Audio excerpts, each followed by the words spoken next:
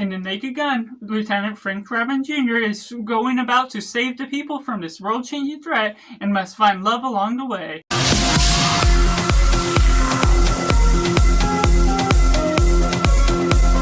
Hello and welcome to Cinema, where we focus on the film. I'm Josh, this is Simply Cinema. Let me know down in the comments below what you thought of the Naked Gun reboot. Was it good, was it bad, or somewhere right in the middle? Or if you're waiting for this review to decide if you're going to see it or not, and taking it right in a positive, the Naked Gun reboot is just really fresh within the flavors that it adds onto what we've gotten from the previous movie, but it doesn't go and subside itself away from the approach, away from the formula. It's still a really good spoof comedy movie that goes about this deadpan humor that Liam Neeson, in addition to this casting, does so much to the wonders of what you're taking out of it. His chemistry with Pamela Anderson just really highlights the atmosphere as well. That really enhances the experience that you're going on throughout. Danny Houston, as the villain to this film, is just really great. He's comical within the way you're falling about. There's not necessarily anything that takes away from what you got out of the formula of the previous Naked Gun movies, and so you're getting a sort of new flavor, a new modern take on what you got from the past, but still being able to build upon what we're enhancing with this franchise as a whole, taking Liam Neeson, doing some great wonders to having some of the same movies over and over again from him. He's been written time and time again to have the same action movie. This one is drastically different and still is good in the nature of a Naked Gun movie. It's dumb fun. It can give you lots of laughs. It had my theater laughing, and there's so many things that are going about along the way with the clever wordplay that they're talking about a physical object and interpret it in the different meaning of the words, giving you visual clues that give you a different enhancement, meaning to laugh as well, and can really take you out of the universe you're living in. The major atmosphere that is really being brought about into this world as well goes about this dry humor, these different puns, and everything that's all enhanced throughout this look at this film as a whole. And we're also getting Paul Walter Hauser that really plays the sidekick character to where we're playing on with Drebin Jr. and how you're leading on the legacy of what Leslie Nielsen did in the originals. It doesn't necessarily subside itself with too much nostalgic taste, but there's plenty of cameos or other Easter eggs to those movies, the stuffed beaver, other things with the wordplay, and things that are all going out, the different mentions. I love the quick, witty remarks that they can utilize throughout this film, some long-running jokes and some short jokes that don't mean a lot to the overall circumstance, but still builds upon a threat that shows their stakes to be solved as a whole, that ultimately takes Lieutenant Frank Drebin Jr. and leads him on an adventure that really creates such a character out of the film, out of the atmosphere, taking you on a fresh new environment and new ride that may be similar in one sense to the originals, but still has its own atmosphere, its own enhancements to be had as a whole. Which takes me into the mixed elements.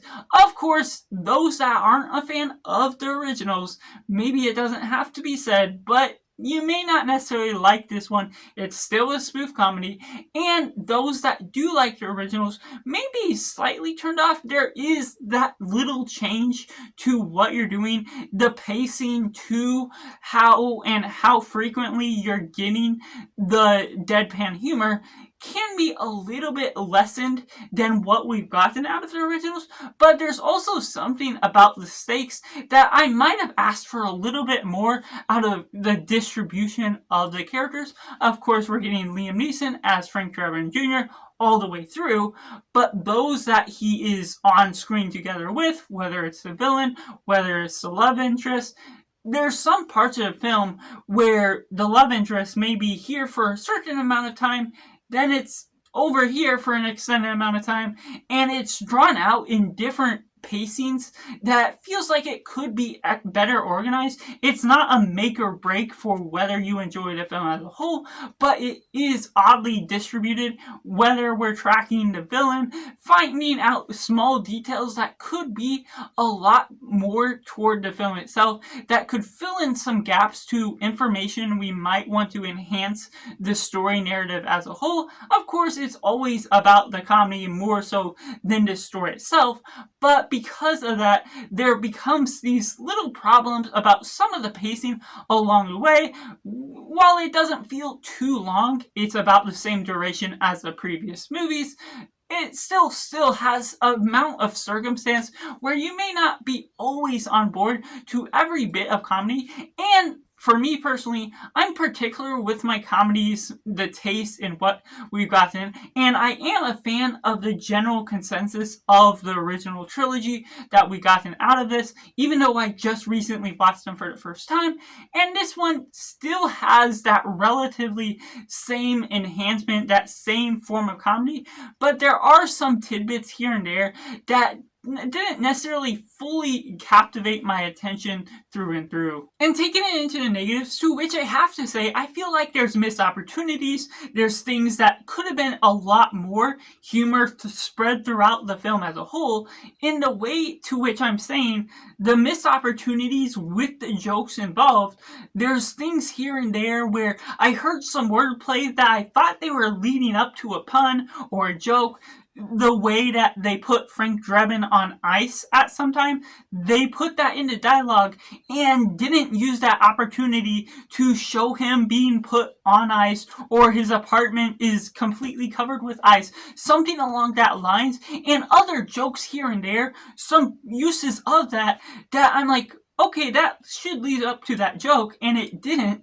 So I feel there's something that obviously not every writer is going to catch every bit of thing along the way, but if that's the full intent that they're doing with that sort of wordplay, you'd think they would somehow be able to catch that when that's the whole purpose and some of the story that's all leading on forward. And there's almost some aspect to the story as a whole that, yes, there still could have been a lot more of a grounded environment, not taking away from the wordplay, the nonsensical, non-focused storyline that is familiar with the others. There could have been still a little bit more drama to what is all going forward. The final battle to this circumstance feels like it could have been extended a bit longer than what we got out of it. A little bit silly in some of the choices they made that otherwise could have led to something more impactful as a whole, that leads to some childish humor coming out of Danny Houston's mouth that is silly in one sense. Yes, it kind of got me laughing, but I feel like they still could have utilized that and extended that a bit longer with the use of more characters, with the stakes growing at a sense of core to this film, that even adding a minute or two to that wouldn't draw the film's duration out too long. It would be more rewarding to the stakes and otherwise still would have played on to some of the things where this film is taking on its new flavor. And about the new flavor to this film, it was interesting to say the least, because there's some moments where, yes, you get enough of those laughs, and it got me laughing quite as well, but it still felt, besides those missed opportunities, that there were some lackluster moments of the film where they quickly made a lot of just nonsensical words coming out of the dialogue, which came about to be funny in some moments and not funny in other moments, because it was just a bunch of words missing the atmosphere of the wordplay, of the physical or double meaning of particular words. It missed some of those opportunities to challenge itself, to have a better written dialogue to the characters as a whole. And there's one circumstance where you're having a sequence between Liam Neeson and Pamela Anderson, a love, romance, and chemistry,